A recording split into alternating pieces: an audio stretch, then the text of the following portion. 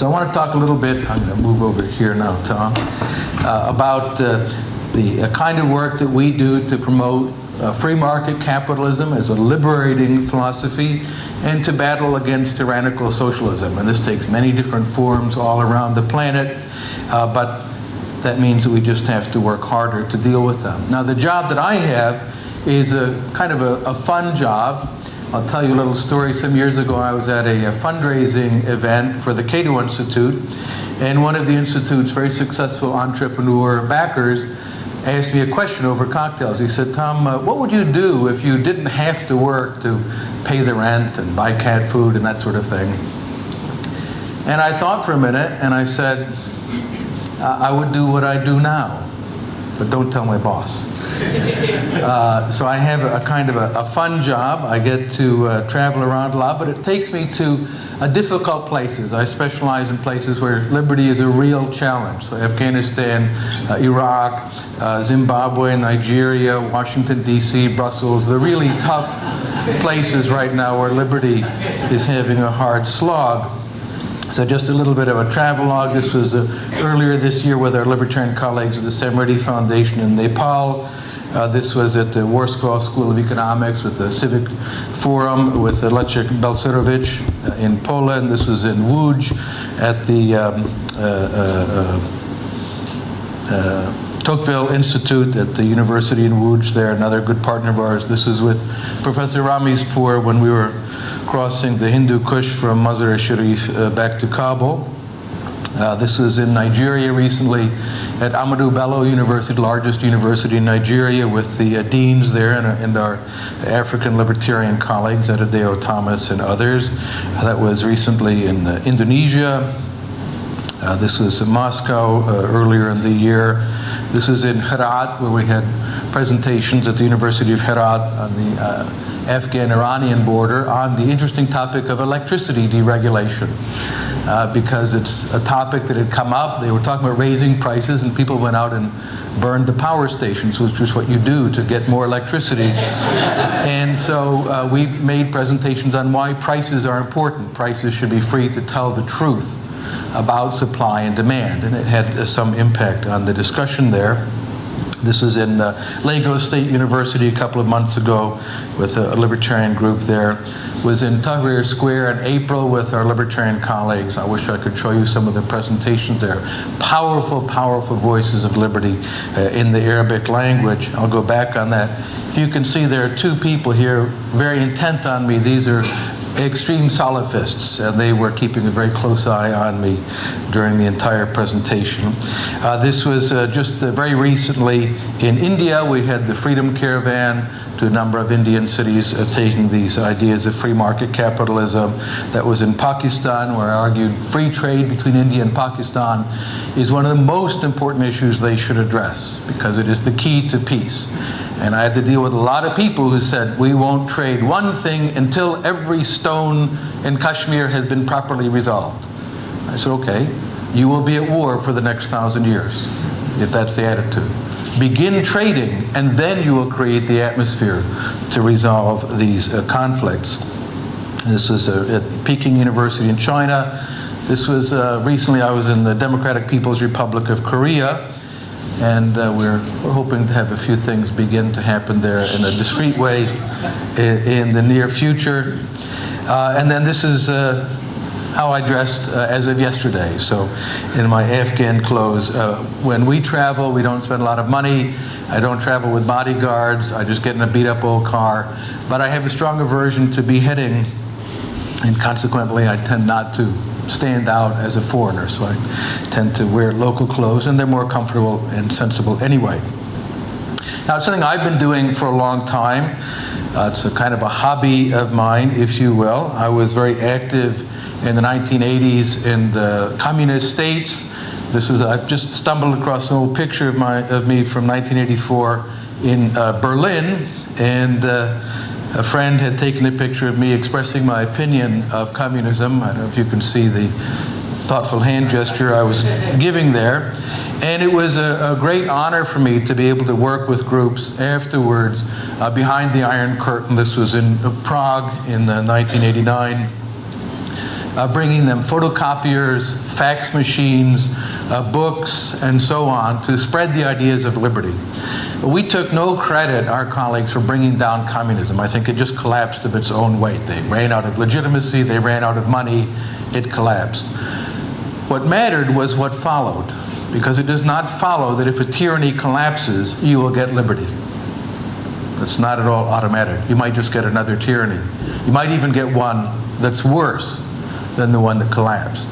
What's very, very important to be able to take steps toward a free and just and peaceful society is to have enough people understand principles like the rule of law, property, toleration, constitutionally limited government, the dignity and worth of every human being. And so with a lot of colleagues, we smuggled in a great deal of material, including when I was in Prague, I got one of 8 copies, samizdat copies, of The Road to Serfdom, translated into Czech, which was delivered with great care to me, frayed copy that was disintegrating on rice paper. It was one of these carbon copies. Young people don't know what that was like, but there were no photocopying machines.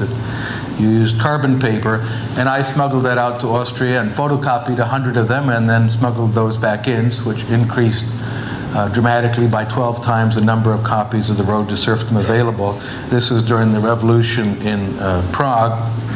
And the reason why this picture I took in 1984 on the East German border, it's to a man named Hans Sokolowski. It says 48 years old, from East Berlin, killed on 25th November 1965. After 7 years imprisonment in the German Democratic Republic, he was shot while fleeing. This was what we were dealing with, this horrific tyranny. And it still shocks me when I run into academics who are willing to defend Marxism, which in my opinion is a completely crazy, savage, insane cult that took over large portions of the planet and murdered hundreds of millions of people. So to give an example, one of my former teachers at Oxford University, he and I did not get along too well, G.A. Cohen, the late G.A. Cohen, had written in 1995 how sad he was that the Soviet Union no longer existed. And he said, yes, it had its flaws, but by the way, by which he meant it was not brutal enough, just to be very clear about that. It was not brutal enough to have eliminated all vestiges of what he considered inequality. But he said, yes, it had its flaws, but it created a non-capitalist mental space within which we could think about socialism. So for that, all of those millions of people had to be murdered and oppressed. So he and his friends at Oxford and University of London and Harvard could have a non-capitalist mental space. How special. What we want to do is to advance liberty, and that's significant. It's possible only in one institutional setting, and that is free market capitalism. Now, it's true that you can have markets without democratic liberalism, but you cannot have democratic liberalism without markets. And indeed, markets without democratic liberalism don't last very long. It's an unstable mix. The free market capitalism tends to promote the institutions of constitutionalism, toleration, freedom of speech, and the like. We can start then in this discussion with what is capitalism, and I'd like to review it not just from the typical economic perspective, but some others as well. Joseph Schumpeter had a nice approach to it in his essay, Can Capitalism Survive?, which I highly recommend. It's a great essay. And I'll warn you, some people have criticized Schumpeter because they did not understand him. He thought socialism was going to win. Capitalism was doomed. Many people said, oh, he thought it was wonderful. No, he was actually deeply depressed about the future. It wasn't that he thought this was a great thing. He was very saddened by it. But he thought it was going to happen because he thought capitalism created a class of intellectuals made possible by capitalism, but who hated it. And indeed, I think he was on to something in that diagnosis. But he refers to that subspecies of all the systems characterized by private property, so that tells us private property is not enough for capitalism, which carries out new combinations, and this is, I think, the real key, the dynamic, innovative nature of capitalism, of factors of production and involving the creation of credit, so mobilizing the savings of large numbers of persons to accomplish great things. Joyce Appleby has a very interesting book that came out last year. I highly recommend it, called The Relentless Revolution, A History of Capitalism. And she focuses on the role of initiative, private, that is to say, non-state initiative, to bring about new projects. I'd warn you, although I think this is a wonderful book, the economics is completely daft and doesn't make any sense at all. But it's a wonderful, rather loving history of business and entrepreneurship and innovation in an economic framework that is unfortunately incoherent. Deirdre McCloskey, she has a wonderful book out. I do recommend this very highly. It's great history, it's great economics, and it's really fine writing. And those are three things you almost never find in combination. She talks in her book, Bourgeois Dignity, about private property and free labor without central planning, regulated by the rule of law and by ethical consensus. And she focuses on innovation. She says we live in the age of innovation. Innovation is an important element. So capitalism is an economic system. We're accustomed to thinking about it that way. It's very importantly a legal system. This is the thing that we now understand much better than we had in the past. David Hume laid out a path for us to understand the role of the legal system in undergirding market economy.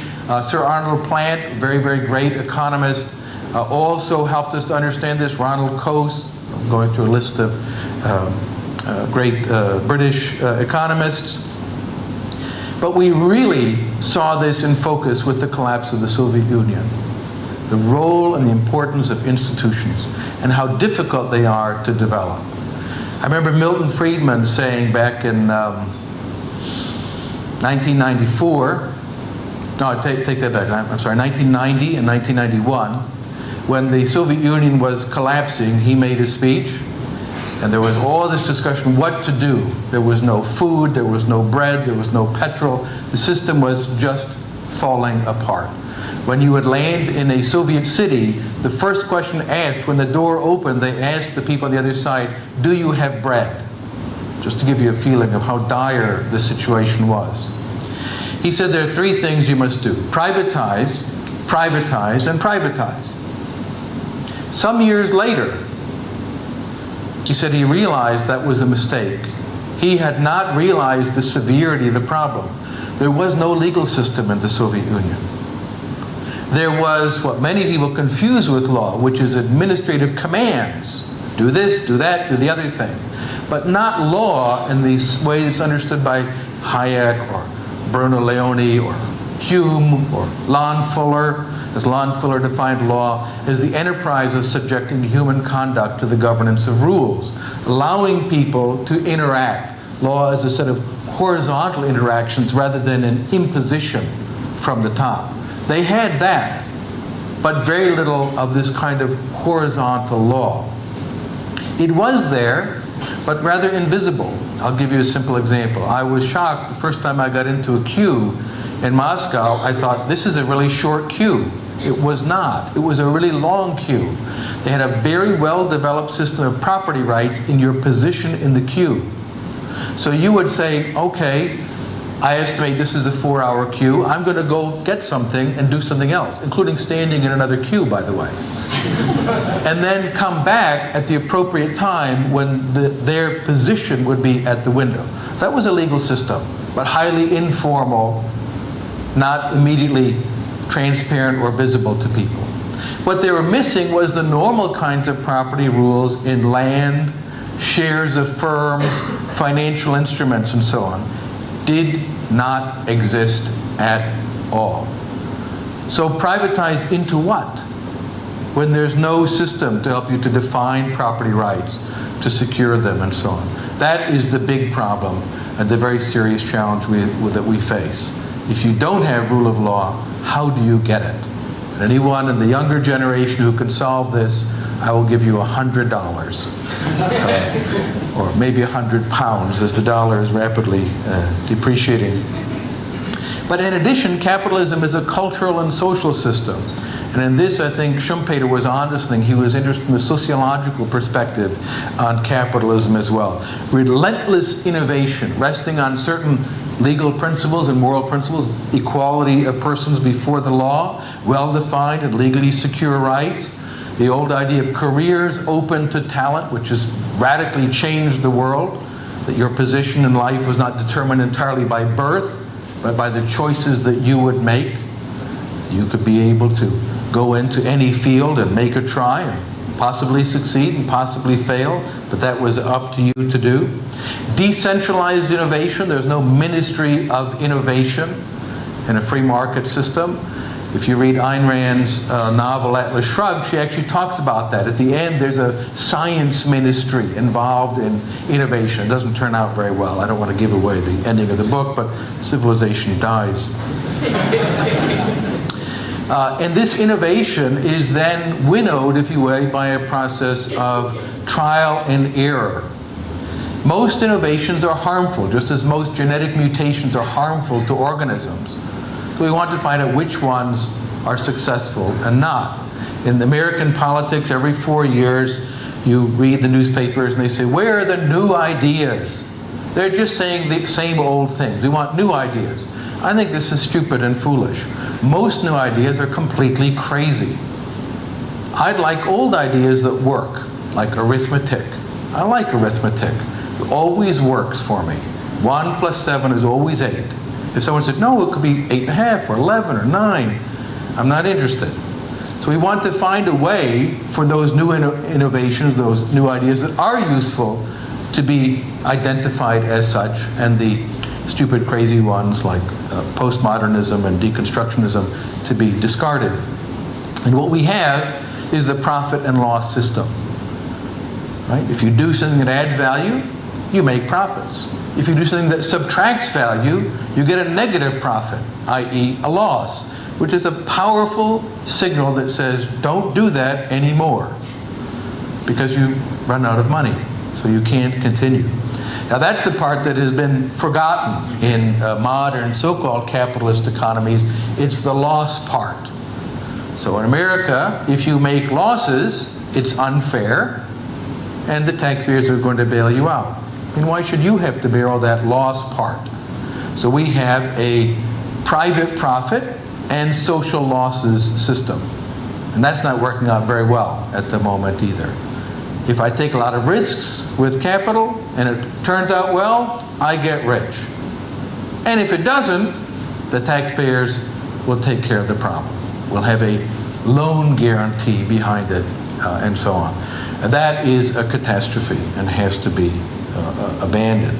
Now, capitalism has a very strong moral foundation, the belief that every human life matters. Every human being is morally significant. It rests on a really radical, kind of wild and crazy idea. I know this is going to be shocking to some of the people here, certainly shocking to most politicians. It's the idea that other people don't belong to us. They have their own lives to lead. That's hard for many people to grasp. Every person who has some new idea assumes he can just arrange all the rest of us as he chooses. Adam Smith put it very nicely in the Theory of Moral Sentiments, that the man of system thinks he can arrange all the members of a great society with as much ease as you put the pieces on a chessboard. But he never stops to think that in the great society, each piece has a principle of motion all its own. Each one of us has a life to lead, as Richard Overton, the great leveler, put it. And accordingly, because of that, we respect property in your person, property in your estate, and there's a nice way to put it, the 3 Ds that are often used in economics of property. Definable. We need to know what's yours and what's mine. And you find in poor countries around the world, this principle is often ignored.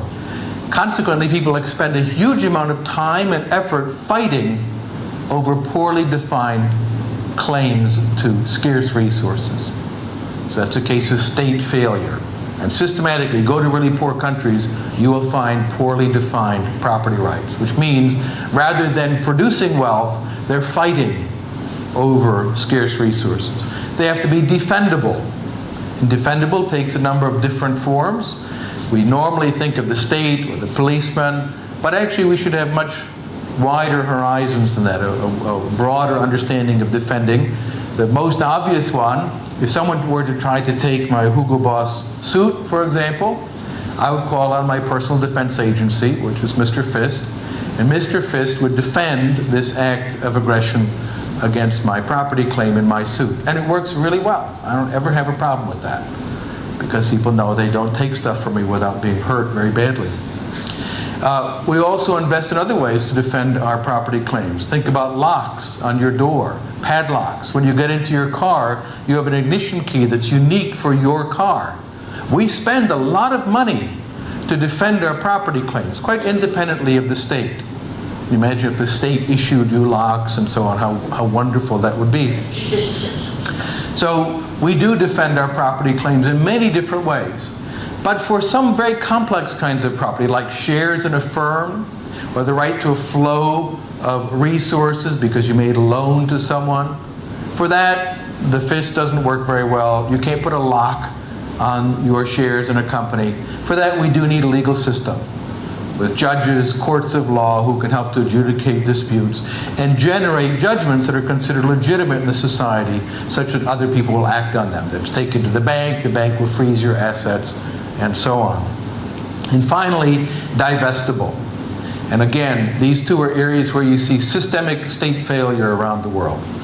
In cases where the state does not defend your property claim or is itself the most vicious aggressor, and cases where it's very difficult for you to engage in legal transactions, to divest yourself of property. Now, divest is an old, wonderful, beautiful English word which just means transferable. But as you're aware, we couldn't say DDT because that's forbidden by international law. We have to say DDD, divestable. The legal system should make it easy for people to transact at relatively low cost. When you go to poor countries again, what you systematically find is the legal system puts one obstacle after another.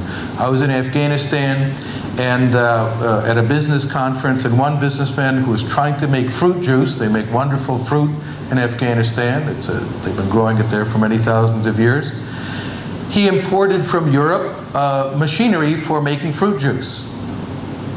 He had to get 4 different signatures from 4 different ministries, then wait, then pay, then bribery. He had a big folder. And he said, by the time I got my machinery, the fruit season was over. So all of my money was gone for a year, had earned nothing for me. How can you produce wealth in that climate when the state is putting one obstacle after another in the way of people trying to generate wealth? So we demand equality before the law, the presumption of liberty, that is, the presumption is that you have the liberty to do what you want unless there's a good reason to stop you from doing so. That's the opposite of the socialist mentality. The socialist mentality is the state has the right to use force whenever it wants unless there's a reason for you to be allocated a right. That's the modern system of bills of rights. The classical bills of rights that come out of the Anglo-Saxon political tradition are the opposite. The presumption is you have a liberty unless there's a good reason to restrict it. And the burden is on the person who would restrict your liberty to justify that restriction, not on you to justify why you should have the freedom to speak or act or trade and so on. And that very difficult phrase to translate into other languages, the rule of law. And that's one I've been at many conferences. Someone will say in English, the rule of law, and the translator will spend 6 minutes discussing it because there's a lot packed into that. It is a very, very significant idea. The idea that when you go before the court of law, the court does not ask what is your race, what is your religion, what is your ethnicity or tribe, but asks what is the law that is understood to be binding on the people, not the changing whims of a dictator, and what are the facts. And that's all. That is a very difficult thing to achieve. Now, many people argue that we have to choose property rights or human rights. C.B. Macpherson famously made this argument that the classical liberals, the levelers, and Locke and others, all they cared about was property rights, not human rights. As if somehow we thought things had rights. My coffee has some right to be drunk or not drunk, and so on. When in fact, obviously, it's the case, humans have rights over their property. But most significantly, the meaning of the term property has changed in such a way that Macpherson and others could be confused by it. Today, when we say property, we mean a thing. We would say in English, this is my property, this fabulous iPhone 4. This is my property. Locke would never say such a strange and clumsy thing. Locke and levelers and others would say, I have a property in this iPhone. The right to use it, to hand it to another person, there you are, I want it back, and so on. The right to rent it out. I have a property in it. I have a set of rights with regard to it. And I might alienate some of them. I might say I'll allow you to make 2 phone calls on it in exchange for 50p, for example. Locke argues, he says, property means life, liberty, and estate. But the word property is shrunk down to this last one, estate, in modern English. But its proper understanding is life, liberty, and estate. Everything to which you have a right. And your estate is an important part of that, but by no means the only or even most significant part. This is fundamentally a doctrine of human rights. Now, free market capitalism, though, is something else. There's a cultural system as well.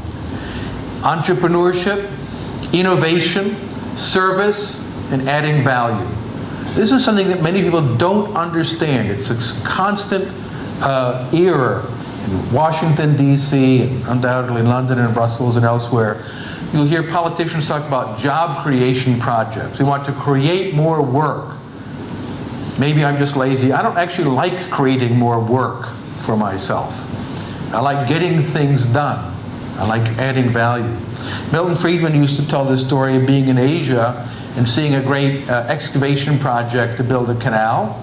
And he asked the government officials, he said, well, I see all this, but why have they not been issued earth-moving equipment? They all have these small shovels. The answer was, oh, Professor Friedman, you do not understand. This is a job creation program. He says, oh, I see. Well, now I have another question. Why have you not issued them spoons? Just think of the amount of work that would have been created had they been issued spoons instead. He was bringing out the fact that being busy isn't the point of economic activity. It's adding value, creating value through trade, through physical transformation of the objects of the world, and through creating services. Schumpeter, again, who I think understood capitalism so well, talked about creative destruction as a key element. The constant change. And this is, of course, what terrifies many people. It's what frightened Karl Marx. All that is solid melts into air. Constant change. This is terrifying. What they want is a world in which we can always anticipate what's going to happen in the future, because it will be the product of conscious human deliberation and planning.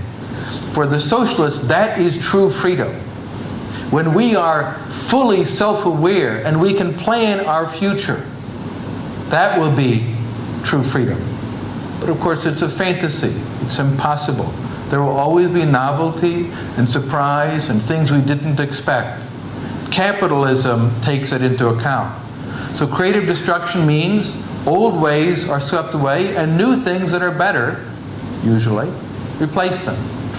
As an example, I like to tell younger people, when I was a boy, there was a career that you studied for called typewriter repairman. You got a uniform, you went to typewriter repair school. There were in every city, there were typewriter repair shops. They're all gone. So what happened? Well, here's the part the mainstream media won't tell you. They died. It was the cruelty of capitalism. All the typewriter repairmen died out. They staggered out of their typewriter repair shops and expired. They starved because of the cruelty of capitalism. Now, of course, that didn't happen, did it? They did other things where they added more value. Now we have computers. A good friend of mine told me when his son, about 4 years old, came in, he said, "Daddy, I saw a computer without a screen. How do you work it?" It was a typewriter. He couldn't understand the concept. Where's the screen to this computer? Most people don't use them anymore. We have things that do a better job. That industry totally died. I don't know who makes typewriters anymore. Now we have something better. The winds of creative destruction swept away the typewriter industry and replaced it with something else. Schumpeter pointed out the problem that is usually being visualized is how capitalism administers existing structures, whereas the relevant problem is how it creates and destroys them. Let's ponder that just for a moment. As we speak, there are antitrust suits being formulated against Google and Facebook. I mean, after all, they have to be punished. They allow me to find all the information in the world almost instantaneously, all of the written information. Let me be more modest. I can chat with people in Pakistan and Nigeria and Norway, Canada if I were to choose to do so, all the time. These bastards must be punished for making it possible for me to do this at zero price. So they have to be broken up. And there are currently lawsuits being formulated to break up Facebook. I presume we would have a Chin Book and Cheekbone Book, and Apple would get iBook, I suppose. The error there is they don't understand the most significant challenge to any alleged monopoly power they may have is some scraggly teenager sitting in a dorm room right now thinking up some way to connect people or find information, just as the founders of Facebook and Google did. That is a much more serious challenge to them than the Department of Justice antitrust suits that are currently being formulated. A little digression. Many people argue capitalism has failed. After all, we had in some countries a short period of economic slowdown or negative growth, so it's a total disaster and must be eliminated. But we should ask, what were the institutions that we would identify with the financial crisis? Were these the institutions of free market capitalism? Think about the Federal Reserve, for example. This is the bank of the state. It's not a free market bank. I can't imagine a free market bank setting interest rates negative. If you just think about it from 2004 to 2006 in the United States, the Fed had a negative real interest rate. And it's just a great thought. What is a negative interest rate? Normally, if I borrow 100 pounds from Tom here, he'll say, on condition I pay back 105 after some period of time, a positive interest rate.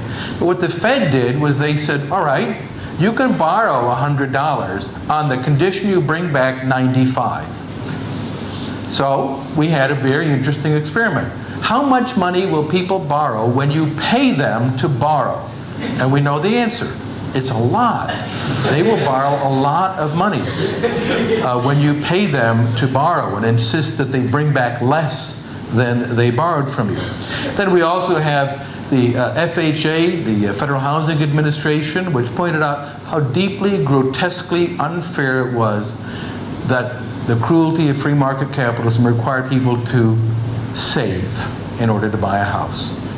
This is unfair. So, the federally guaranteed mortgages, traditionally there was a 20% down payment, so $100,000 house, you borrow $80,000, and you took $20,000 from what used in the old days to be called savings, which was the difference between what you earned and what you paid. Just so if anyone is unclear on this, it's an old-fashioned idea. And then you would save up this money and then make the down payment. That was reduced from 20% to 3%. And what was it at the beginning of 2008? It was glorious. It was 0%. You got a federally guaranteed loan at 0% down payment, which means if you walked away, you lost nothing. So we can ask, would people be more likely to default on their mortgages or less? Let's see, $20,000 or $0? That's a tough one, I know. But we did find, in fact, mortgage default rates magically went up dramatically. Freddie Mac, I love their title, "We Make Home Possible." Without a federal government agency, no one could have a home. Home itself would be an impossible concept without the Federal National Mortgage Corporation. Fannie Mae also securitizing these loans to generate more and more money to go into a giant housing bubble. And thank God for international financial regulation. The Bank for International Settlements and the Basel Accord, these were established to guarantee forever the stability of the international financial system. And gosh, did they work. They were so successful. And one of the great things they did was to establish categories of risk for banks, which were then implemented by national banking regulatory authorities around the world, as to how risky your assets were. And what were the zero interest risk assets? Sovereign debt. Let's just translate into English. Greek bonds. That's what that means, right? These were zero risk, so your capital requirements were reduced to zero if you had a lot of Greek bonds. Great strategy. And then, of course, next, least risky, government-guaranteed mortgage-backed securities, which turned out to be those things with a 0% down payment, or what we call the ninja loan that was developed by great American geniuses, no income, no job or assets. Loans to college students to buy houses. And we got a financial panic around the world. So I don't think of those as free market capitalism. This is a case of mistaken identity. But now that we've had one intervention, here we think sociologically again, we have a dynamic of more. We have a problem caused by an intervention. What's the solution? More intervention. And what you get as a consequence is cronyism. So we had General Motors here, an American car company, so successful they actually became a financing agency. They forgot to make cars that anyone wanted to buy. So they had all these unsold cars. And thank God it's been taken over and reformulated as GM Government Motors, producing new cars designed by White House lawyers. I cannot wait to drive them.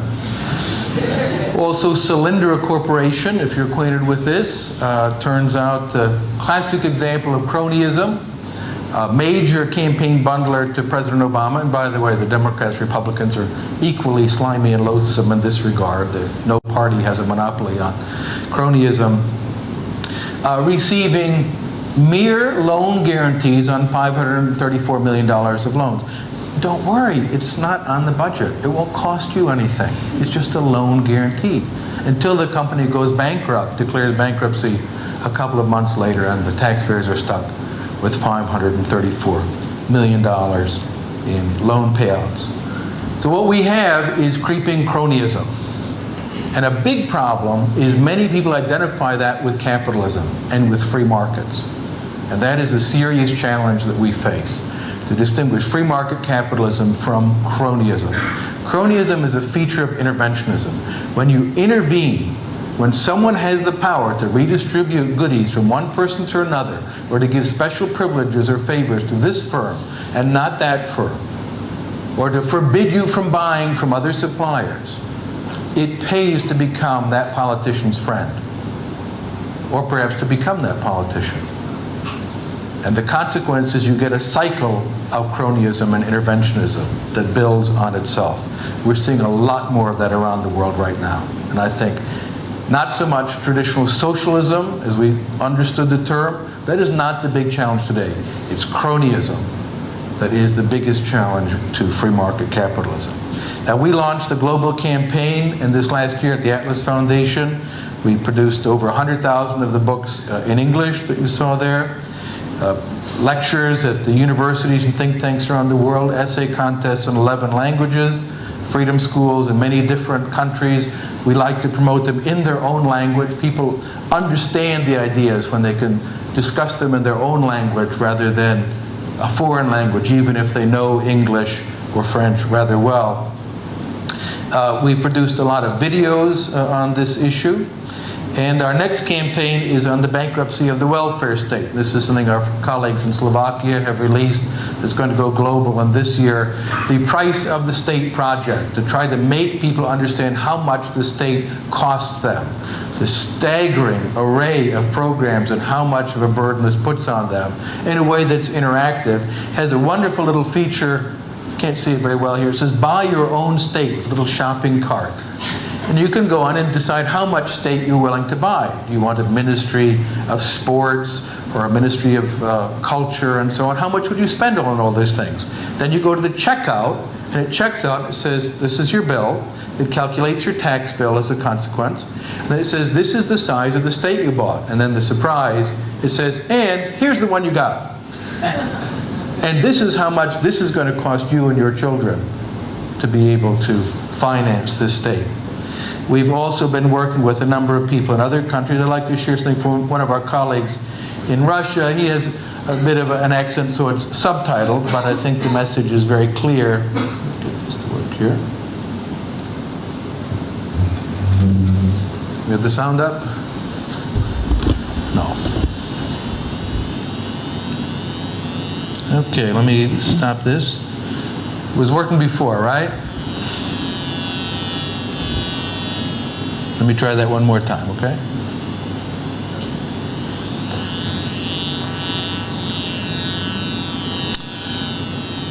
Okay.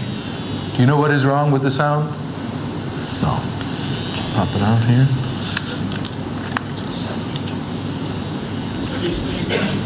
Sorry? Well, I'll tell you what. You can just read the subtitles. How's that? Imagine a heavy Russian accent. People in our country, in our region, suffered so long from a lack of capitalism as the rest of the world benefited from it. We suffered from limitations and slavery, while others benefited from freedom and rights. What you have now in Russia is an improvement, sure, over the horrors of socialism, but it is less free market capitalism than cronyism. A system of power and privileges. Free market capitalism means full equality before the law, no privileges for anyone. Free market capitalism is the key, not only to widespread prosperity and social progress, but to human dignity. Capitalism is the only economic system suited to the dignity of the human being. Economic logic requires free market capitalism. Yes, that's right, it is so. But even more so, it is required by morality. And he's working very hard in the Russian Federation to promote our values of a free market capitalism, and the authorities are not very happy with him and our other colleagues for the work that they're doing. Now, we have some very serious jobs, and I'll conclude with this. We have to correct the fact that our language has been seriously poisoned. Think about the term competition. What are the phrases in English that just trip off the tongue? Dog eat dog competition, cutthroat competition. Imagine what those mean. Just visualize. Cutthroat. So I stand here behind Tom with a knife, cut through the carotid artery, arterial blood spurts across the front rows here, and his life drains away. That's cutthroat. And dog eat dog. Imagine a poodle eating a schnauzer. I'm not demonstrating this one. Yes, no, it's a horrible, horrible image. These are images of violence. But what is competition in the market? Firms compete in order to cooperate with us. Automobile firms, hotels, restaurants, they compete with each other in order to be able to cooperate with us. Because the English have that wonderful term. I love England. I love English old-fashioned terms. You go into little stores, you don't see it anymore very much. It says, thank you for your custom. You're the customer. And happy that you've come in. You get, as John Stossel talks about it, the double thank you. It's so amazing in the market economy. I buy something from you, and I say thank you, and you say thank you. The double thank you that characterizes a market exchange. Now think about exchange. It's characterized as selfish and greedy. All we care about is the lowest price. But it's mutually beneficial. This was brought home to me very strongly years ago in Guatemala. I knew this theoretically. Yes, people exchange for mutual benefit. But I was in the Mayan highlands with a libertarian anthropologist who is a Mayan, and he made an offer to me. He said, I'm going to go visit my mom on the weekend. Would you like to come visit my country, the Mayan highlands? So I did, and it was a great trip. And in Chichicastenango, I went to the market there, and I was buying all kinds of fabulous little products. And at one point, I turned to him and I said, you know, Estuardo, who was translating for me, because these people don't speak Spanish or English, they speak only their Mayan language. I said, Estuardo, I feel bad now. I've been bargaining with this guy, and I realized it was for less than $1. And that's not very much money to me. But it's a substantial amount of money to this guy. It's a lot of his daily income, is that 80 cents. And Estuardo said, Tom, sit down. He's very dramatic. He says, sit down. Put his hand here. He said, you have a virus. You're sick. You have a socialist virus. You think we Indians are stupid and that we sell stuff at a loss to white people. He said, let me just explain. We don't do that. If an Indian merchant said yes, he or she made a profit, or they don't say yes. Then he added, just to drive it home, he said, judging by your bargaining skills, a very handsome profit as well. So he said, don't ever feel guilty. If someone says yes, that person did make a profit. Or he or she would have said no. And finally, think about profit. It's obscene or windfall. These, again, they trip off the tongue. Our language is poisoned against the market economy and limited government. Justified profits is obviously artificial. It's not a phrase that just comes to the mind. But what are profits? They're measures of value added. They're a very, very important part of the world to have profit and loss signals with value added or subtracted. Should we do more of this or less of this? There's nothing exploitative about them. Indeed, we're accustomed to thinking of exchange in terms of zero-sum games.